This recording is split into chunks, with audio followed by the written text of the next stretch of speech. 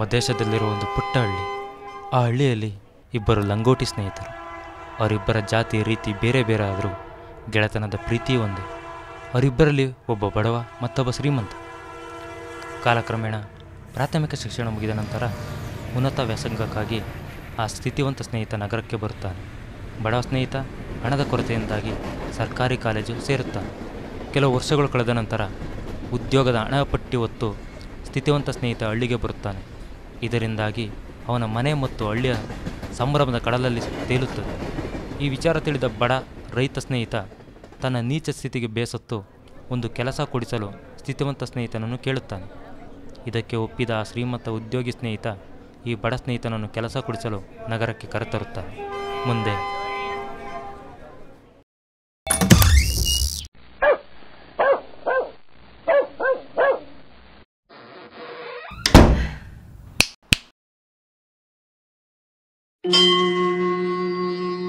ಹೇ ದೇವ್ರು ದೇವ್ರೆಲ್ಲೂ ಹೋಗಲ್ಲ, ಮಲಗ್ ಬಾರೋ. ಗೊತ್ತು ಕಲ, ಅನ್ಸಿದ್ದೇಳಿಲ್ಲ ಅಂದ್ರೆ ತಲೆಗೆ ಜೀರುಂಡೆ ಬಿಟ್ಟಂಗಾಯ್ತದೆ. ಬೇಡ್ಕೋ ಕೊಡ್ತಾನೆ. ದೇವ್ರೆ, ಕೆಟ್ಟವ್ರಿಗೆ ಒಳ್ಳೆ ಬುದ್ಧಿ ಕೊಡು, ಒಳ್ಳೆಯವ್ರಿಗೆ ಅದನ್ನ ಮಾಡಿಕೊಳ್ಳೋ ಶಕ್ತಿ ಕೊಡು, ಶಕ್ತಿವಂತರಿಗೆ ಒಳ್ಳೆ ಮನಸ್ಸು ಕೊಡು, ಒಳ್ಳೆ ಮನಸ್ಸಿರೋರಿಗೆ ಪ್ರೀತಿ ಕೊಡು, ಪ್ರೀತಿ ಮಾಡೋರಿಗೆ ರಕ್ಷಣೆ ಕೊಡು, ರಕ್ಷಣೆ ಮಾಡೋರಿಗೆ ಶಿಕ್ಷಣ ಕೊಡು, ಶಿಕ್ಷಣ ಇರೋರಿಗೆ ಒಂದೊಳ್ಳೆ ಕೆಲಸ ಕೊಡ್ಸವ. ಲೋ, ದೇವ್ರು ತಲೆ ತಿನ್ ಕನ್ಫ್ಯೂಸ್ ಮಾಡಬೇಡ, ಮಲಗ್ ಬಾರೋ. ಈ ಟ್ರೈನ್ ಜರ್ನಿ ಕಲ. ಟೈಮ್ ಎಷ್ಟು? 4:30 ಬೆಳಗಿನ ಜಾವ.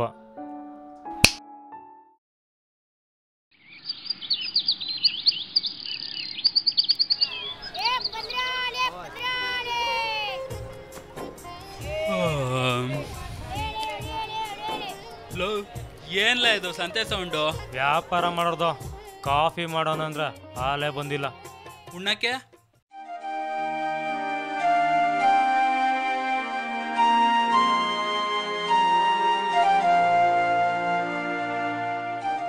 ಮತ್ತೆ ನನ್ನ ಕೆಲಸ ದಿಸ್ಯಾ ನೋಡೋ, ನಾನು ಹೇಳೋದು ಸ್ವಲ್ಪ ಸರಿಯಾಗಿ ಕೇಳಿಸ್ಕೊ. ನಮ್ಮ ಕಂಪ್ನಿಯವ್ರು ನನಗೊಂದು ಪ್ರಾಜೆಕ್ಟ್ ವರ್ಕ್ ಕೊಟ್ಟಿದ್ದಾರೆ. ಅದನ್ನು ಸಬ್ಮಿಟ್ ಮಾಡಿದರೆ ನನ್ನ ಕೆಲಸ ಗಟ್ಟಿ. ಆಮೇಲೆ ನಿನ್ಗೊಂದು ಒಳ್ಳೆ ಕೆಲಸ ಕೊಡಿಸಿ ಟ್ರೈನಿಂಗ್ಗೆ ಅಂತ ಲಂಡನ್ಗೆ ಹೋಗ್ತೀನಿ. ಏನು ನೋಡೋ, ಪ್ರಾಜೆಕ್ಟ್ ವರ್ಕ್ ಸಬ್ಮಿಟ್ ಮಾಡಿಲ್ಲ ಅಂದರೆ ನನಗೆ ಕೆಲಸ ಇರಲ್ಲ. 10 lakhs ಅಡ್ವಾನ್ಸ್ ಬೇರೆ ಕೊಟ್ಟಿದ್ದಾರೆ. ಹಂಗಾಗಿ 15 ದಿವಸ ಕಾಯಲೇಬೇಕು. ನಿಂಗೆ ಒಳ್ಳೇದಾಯ್ತದೆ ಅಂದರೆ 15 ದಿನ ಅಲ್ಲ ಅಂದ್ರೆ 15 ವರ್ಷ. ಆದ್ರೆ 15 ದಿನ ಹೆಂಗ್ಲ ಕಳೀಲಿ? ಟಿವಿ ಇದೆ, ಬುಕ್ಸ್ ಇದೆ. ನೀನು ಸಾಹಿತ್ಯ ಬೇರೆ ಬರ್ತೀಯ, ಸಿನಿಮಾ ಟ್ರೈ ಮಾಡು. ಅಯ್ಯೋ ಬೇಡಪ್ಪ.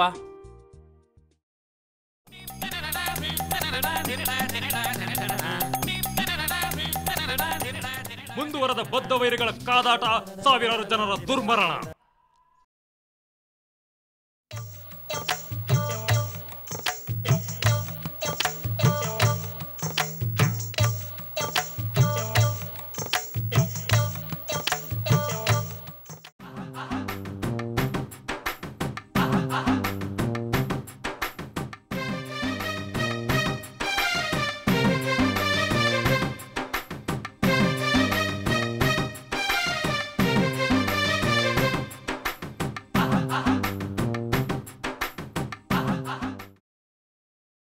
ಲೋ, ರಾತ್ರಿ ಬಂದು ಬೆಳಿಗ್ಗೆ ತಿಂದು ಅಲ್ಲೋಡು.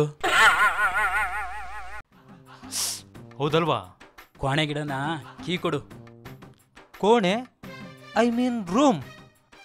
ಲೋ, ಡಿಗ್ರಿ ಮಾಡಿದೀಯಾ, ಒಳ್ಳೆ ಹಳ್ಳಿ ಪೆಂಗ್ನಂಗೆ ಆಡ್ತೀಯಲ್ಲೋ. ಲೇ ಮಂಗ್ಬಡಿದೆ, ವಿದ್ಯೆ ಎಲ್ಲೋದ್ರೂ ಒಂದೇಯ. ನಮ್ಮ ಭಾಷೆ, ನಮ್ಮ ತಾಯ್ನೆಲ, ನಮ್ಮ ಸೊಗಡು ಯಾವತ್ತೂ ಬಿಡಬಾರ್ದು. ಬಿಟ್ರೆ ಅವನ ಮನುಷ್ಯನೇ ಅಲ್ಲ. ಕೀ ಕೊಡು. ನೋಡು, ಅದು ನಂದಲ್ಲ ರೂಮ್, ನನ್ನ ಫ್ರೆಂಡ್ದು. ಅವನು ಊರಿಗೆ ಹೋಗೋನೆ, ಅಲ್ಲೆಲ್ಲಾದ್ರೂ ಇಡು. ಆಹಾ, ನಕ್ಷತ್ರಿಕ್ ನನ್ನ ಮಗ.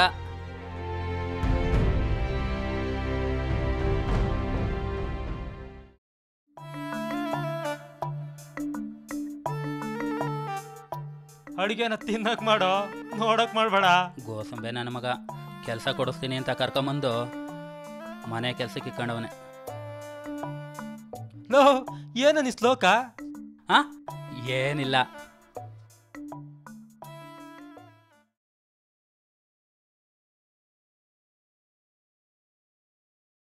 ಲೋ ಸರಿಯಾಗಿ ಅನ್ನ ಉಂಡ್ಲ. ನಮ್ಮವ್ವ ಹೇಳ್ತಿತ್ತು, ಕೈ ತುಂಬ ಊಟ ತಿನ್ನಬೇಕು, ಮೈ ತುಂಬ ಕೆಲಸ ಮಾಡಬೇಕು ಅಂತ. ಅದು ಸರಿ, ನಿನ್ನ ಮದುವೆ ಕತೆ? ನನಗೆ ಯಾರೆಲ್ಲ ಹೆಣ್ಣು ಕೊಡ್ತಾರೆ? ಯಾಕೆ ಕೊಡಲ್ವೋ? ಕರ್ರೋಗಿ ಮುದ್ದೆ ಇದ್ದಂಗೆ ಇವನೇ ಹೆಣ್ಣು ಯಾರು ಕೊಟ್ಟೋರು? ಮನುಷ್ಯನಿಗೆ ಗುಣ ಮುಖ್ಯ, ಬಣ್ಣ ಅಲ್ಲ. ಅದು ನಿಂಗೆ ಗೊತ್ತು, ಅವ್ರಿಗೆ ಗೊತ್ತಿರಬೇಕಲ್ಲ. ಅವರ ಯಾರವರು? ಅವರೇ ದೊಡ್ಡವರು. ದೊಡ್ಡವ್ರು ಸರಿ, ಚಿಕ್ಕವ್ರು ಯಾರು? ಅಯ್ಯೋ ನಿಂಗೆ ಗೊತ್ತಿಲ್ಲದೆ ಇರೋದೇನಿಲ್ಲ, ಅದೇ ನಮ್ಮ ಮೇಲ್ಕೋಟೆ ಬೂಸ್ತಂಗಡಿ. ಓ ಉಳಿ ಮಾವ ಅಂದರೆ ಗಿಣಿ ಮಾವು. ಆಮೇಲೆ ನನ್ನ ಹತ್ರ ದುಡ್ಡಿಲ್ಲ, ಚೆನ್ನಾಗೂ ಇಲ್ಲ, ನಾನು ಕಂಡ್ರೆ ಇಷ್ಟನೇ ಇಲ್ಲ. ಅವ್ರದ್ದು ಬಿಟ್ಟಾಕೋ.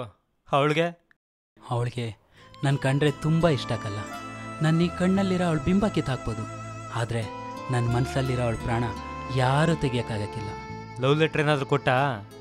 ಅದ್ಯಾಕೆ, ಮನ್ಸ್ಕೊಪ್ಪಿ ಒಂದು ಕವನನೇ ಬರ್ತಿದ್ದೆ. ಏನದು?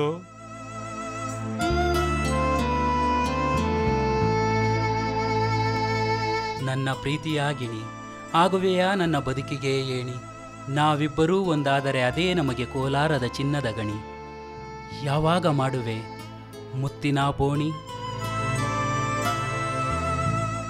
Wow, ಅವಳದೇನ photo?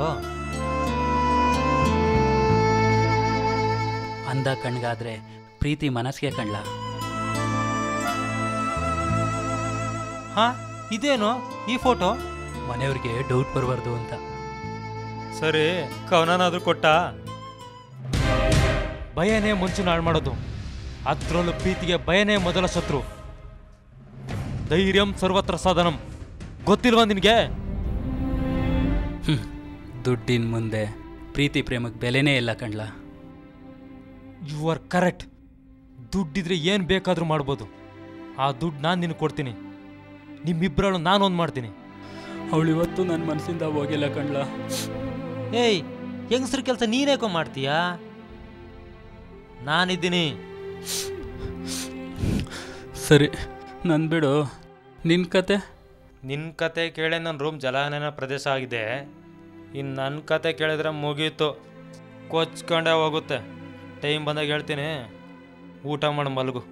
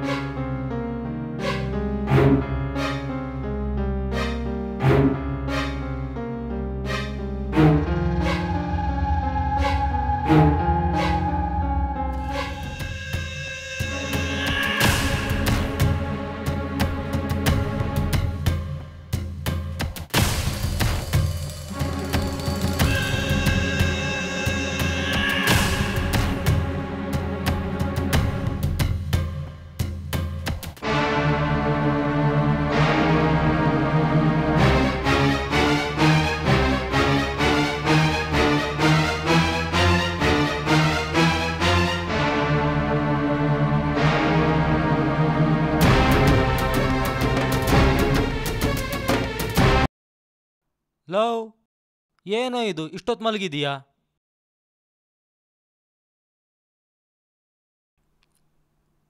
ಜ್ವರ? ಟ್ಯಾಬ್ಲೆಟ್ಸ್ ತಗೊಂಡ್ರೆಲ್ಲ ಸರಿ ಆಗೋದು ಬಿಡು. ನಂಗೆ ಅದೆಲ್ಲ ಏನೋ ಬೇಡ, ಹಳ್ಳಿಗೋಯ್ತೀನಿ. ಲವ್, ಜ್ವರ ಅಷ್ಟೇ, ಕ್ಯಾನ್ಸರ್ ಅಲ್ಲ. ನಂಗೆ ಯಾಕೋ ಡೌಟು. ಲವ್, ಸತ್ಯವಾಗ್ಲೂ ಜ್ವರ ಅಷ್ಟೇ. ಯಾವ ದೇವ್ರ ಸತ್ಯನೋ? ನಮ್ಮ ದೇವ್ರೋ ಬೇರೆ ದೇವ್ರೋ?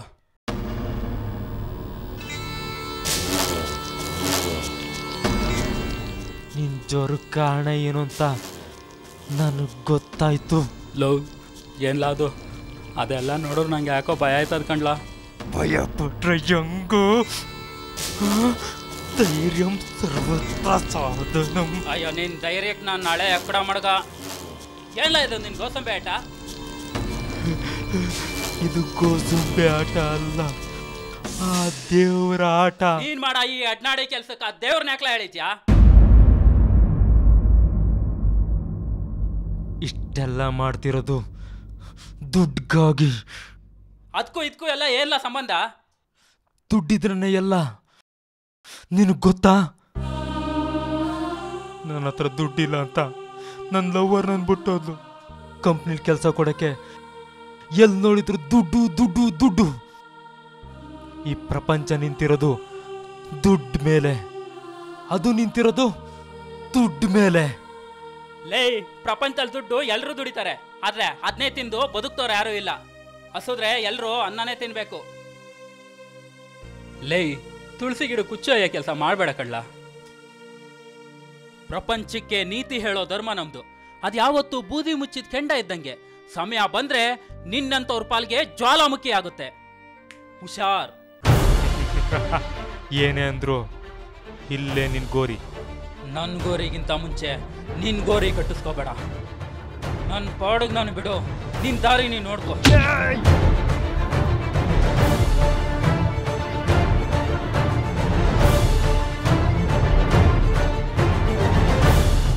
ಇಲ್ಲಿವರೆಗೆ ಬಿಟ್ಟಿದ್ದೇ ದೊಡ್ಡ ತಪ್ಪಾಯ್ತು. ಅನ್ನ ಕಟ್ ಮಾಡಿದ್ರೆ ಆದಿಗೆ ಬಂದೇ ಬತ್ತೀಯ. ಅನ್ನ ಬೆಳೆಯೋನ ಹತ್ರ ಅನ್ನದ ಮಾತಾಡಬೇಡ. ಲವ್, ಇದೆಲ್ಲ ನಮ್ಗೆ ಯಾಕಲ್ಲ? ಬಿಟ್ಬಿಡ್ಲಾ? ಯಾವುದನ್ನ ಒಳ್ಳೆ ಕೆಲಸ ಮಾಡಿ ಬದುಕೊಂದ್ಲ? ಆ ದೇವರು ಪ್ರತಿಭೆ ಕೊಟ್ಟಿರೋದು ಒಳ್ಳೇದು ಮಾಡೋಕ್ಕೆ, ತಲೆ ಹೊಡಿಯೋಕ್ಕಲ್ಲ ಕಣ್ಲ. ನೀನು ತಯಾರಿಸಿರೋ ಈ ಬಾಂಬ್ಗಳಿಗೆ ಯಾರ್ಯಾರು ಯಾವ್ಯಾವ ಧರ್ಮದವರು ಅಂತ ತಿಳಿಯೋಕ್ಕಿಲ್ಲ. ಇವೆಲ್ಲ ಡಮ್ ಅಂದರೆ ಎಲ್ಲ ಧರ್ಮದವರು ಸಾಯ್ತಾರೆ, ಯಾರ್ಯಾರೂ ಉಳಿಯಲ್ಲ. ನೀನು ಮನುಷ್ಯನಾಗೊಟ್ಟು ಮನುಷ್ಯರನ್ನೇ ಸಾಯಿಸೋದು ಯಾವ ನ್ಯಾಯ ಅನ್ಲ? ಸಾಧ್ಯವಾದರೆ ನೀನು ಪ್ರತಿಭೆ ಬಳಸಿ ಎಲ್ಲ ಧರ್ಮದವ್ರಿಗೂ ದಾರಿದೀಪ ಆಗು. ಬೇಡ ಕಣ್ಲ. ಹಂಗಂದ್ರೆ ನಿನ್ನಲ್ಲಿ ಪ್ರತಿಭೆ ಐತೆ, ಆದ್ದರಿಂದ ಸಾಧನೆ ಮಾಡು, ಒಳ್ಳೆ ಹೆಸರು ಮಾಡು. ಯಾವ ಧರ್ಮದವರೇ ಆಗಲಿ ನಿರ್ಗತಿಕ ಪ್ರತಿಭೆಗಳಿಗೆ ಬಡಬಗ್ಗರಿಗೆ ಸಹಾಯ ಮಾಡು. ಅವ್ರ ಪಾಲಿನ ದೇವ್ರಾಗ್ತೀಯಾ? ನನ್ನ ಪಾಲಿನ ದೇವ್ರೇ ಇದ್ಮೇಲೆ ನಾನ್ಯಾವ ದೇವ್ರೋ? ನೋಡು, ನಾನು ಹೇಳ್ದಂಗೆ ಕೇಳ್ಕೊಂಡ್ ಬಿದ್ದಿದ್ರೆ ಸರಿ, ಇಲ್ಲ ನನ್ನ ತಲೆ ಕೆಟ್ರೆ ಏನ್ಲ ಮಾಡ್ತೀಯಾ? ಪ್ರಾಣ ತೆಗಿತೀನಿ. ಲೇ, ಈ ನನ್ನ ಪ್ರಾಣ ಯಾವತ್ತಿದ್ರು ಎತ್ತೋರ್ಗೆ, ಈ ನನ್ನ ತಾಯ್ನಾಡಿಗೆ, ನನ್ನ ದೇಶಕ್ಕೆ. ಈ ತಲೆ ಇಡೋ ಕೆಲಸ ಏನಿದ್ರು ನಿನ್ನಂತವ್ರಿಗೆ. ಲೋ, ನಾನು ನಿನ್ಗೆ ಹೊಡೆದ್ಬಿಟ್ಟೆ ಕಣೋ. ನಾನೇನು ಮಾಡ್ಲೋ? ನನ್ನ ಪರಿಸ್ಥಿತಿ ನಿಮ್ಗೆ ಗೊತ್ತಿದ್ರೆ ನೀನು ನನ್ನ ಅರ್ಥ ಮಾಡ್ಕೊತಿದ್ದೆ. ಹೋಗೋ ನಾಯಿ, ನಿನ್ನ ಅರ್ಥ ಮಾಡ್ಕೊಂಡಿರೋದಕ್ಕೆ ನಂಗೆ ಈ ಸ್ಥಿತಿ. You are correct. ನಾನು ಯಾರು ಅರ್ಥ ಮಾಡ್ಕೊಳಕ್ಕಾಗಲ್ಲ. ಈ ರೀತಿ ತನ್ನ ಉಗ್ರವಾದಿ ಚಟುವಟಿಕೆಗಳಿಗೆ ಆ ಬಡ ಸ್ನೇಹಿತನಿಗೆ ಹಣದ ಆಮಿಷ ಒಡ್ಡಿ ಬಳಸಿಕೊಳ್ಳಲು ಮುಂದಾಗುತ್ತಾನೆ. ಆದರೆ ಆ ಬಡ ರೈತ ಯುವಕ ಇದನ್ನು ವಿರೋಧಿಸಿದಾಗ ಮುಂದೆ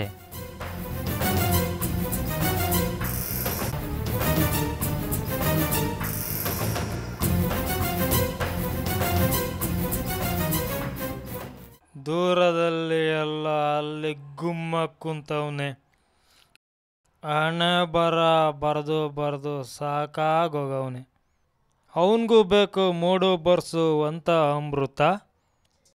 ಅದನ್ನು ಕುಡ್ದು ಆಡಿದರೆ ಅವನ ನನ್ನ ಫ್ರೆಂಡ್ಶಿಪ್ಪು ಶಾಶ್ವತ. ಭವಿಷ್ಯ ಬರೆಯೋ ಮೂಡಿನಲ್ಲಿ ಪಾಡು ಪಡ್ತವನೆ. ತಲೆ ಕೆಟ್ಟರೆ ಚೆನ್ನಾಗಿರೋದ ಹಾಡು ಆಡ್ತಾನೆ. ಹಾಡು ಆಡೋಕ್ಕಾದ್ರೂ ಬೇಕು ಈ ಅಮೃತ. ಇದನ್ನು ಕುಡ್ದವನು ಆಡಿದರೆ ಈ ಹಾಡು ಸ್ವರ್ಗದಲ್ಲಿ ಪ್ರೇಯರ್ ಆಗಿ ಶಾಶ್ವತ. ಇದನ್ನು ಕುಡಿದ ಮೇಲೆ ಕಣ್ಬಿಟ್ಟು ಸರಿಯಾಗಿ ನೋಡಣ್ಣ. ಭೂಮಿ ಮೇಲೆ ಸ್ವರ್ಗ ಕಾಣೋ ಎಂಜಾಯ್ ಮಾಡಣ್ಣ. ಇದನ್ನು ಕುಡಿದ ಮೇಲೆ ಭೂಮಿ ಬದುಕು ಬರಡು ಕಾಣಣ್ಣ. ಇದನ್ನು ಕುಡ್ದಿ ಅಂದರೆ ಆಕಾಶದಾಗೆ ಚಂದ್ರ ನೀನಣ್ಣ.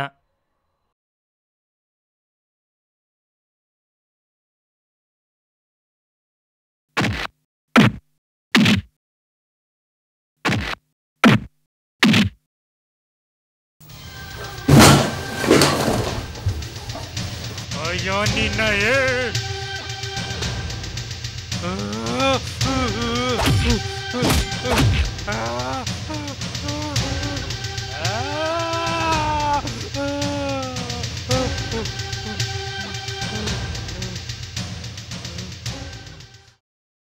ನೋಡ್ದೇನು ಈ ಪ್ರಪಂಚ ಸ್ಥಿತಿ, ಈ ವ್ಯವಸ್ಥೆ, ಈ ದುಡ್ಡು, ಈ ಎಕ್ಸ್ಪೆಕ್ಟೇಷನ್, ಲವ್, ಕೋಪ, ದ್ವೇಷ, ಅಧರ್ಮ ಇವೆಲ್ಲ ಸೇರಿಕೊಂಡು ನಮ್ಮ ನಿರ್ಮಲವಾದ ಫ್ರೆಂಡ್ಶಿಪ್ನ ಕಚ್ಚಿ ಕಚ್ಚಿ ತಿಂದ್ಬಿಟ್ವಲ್ವ. ನನ್ನಿಂದ ನೀನು ಯಾಕೋ ಇದನ್ನೆಲ್ಲ ಅನುಭವಿಸ್ಬೇಕು? ನಿಮ್ಮನೆಗೆ ನಮ್ಮನೆಗೆ ಏನು ಬೇಕೋ ಅದನ್ನೆಲ್ಲ ಮಾಡಿಟ್ಟಿದ್ದೀನಿ. ನಿಮ್ಮ ಥರ ಕಾಮನ್ ಪರ್ಸನ್ ಆಗಿ ಭಾಳ ಯೋಗ್ಯತೆ ನನಗಿಲ್ಲ. ನೀನು ನಿಮ್ಮೂರಿಗೆ ಹೋಗು, ನಾನು ನಮ್ಮೂರಿಗೆ ಹೋಗ್ತೀನಿ. ಇನ್ನೊಂದು ವಿಷಯ, ನಮ್ಮ ದೇಶದಲ್ಲಿರೋ ವೇದ, ಉಪನಿಷತ್ತು, ಪುರಾಣ ಎಲ್ಲನೂ ಹಂಚಿದ್ರೆ ನಮ್ಮ ದೇಶಕ್ಕಿಂತ ಕೆಟ್ಟ ಪರಿಸ್ಥಿತಿ ಗೊತ್ತಿರಲಿಲ್ಲ.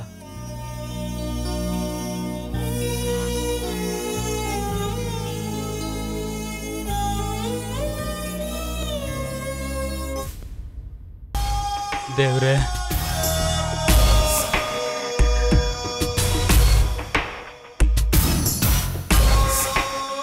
ಇವನ್ನ ಬಿಟ್ಟರೆ ಮನುಷ್ಯರನ್ನೇ ಅಲ್ಲ, ಇಡೀ ಪ್ರಪಂಚನೇ ನಾಶ ಮಾಡ್ತಾನೆ. ಅಷ್ಟು ಉಳಿಬೇಕಾದ್ರೆ ಈ ಸೈತಾನ್ ಅಳಿಲೇಬೇಕು, ಅಳಿಲೇಬೇಕು.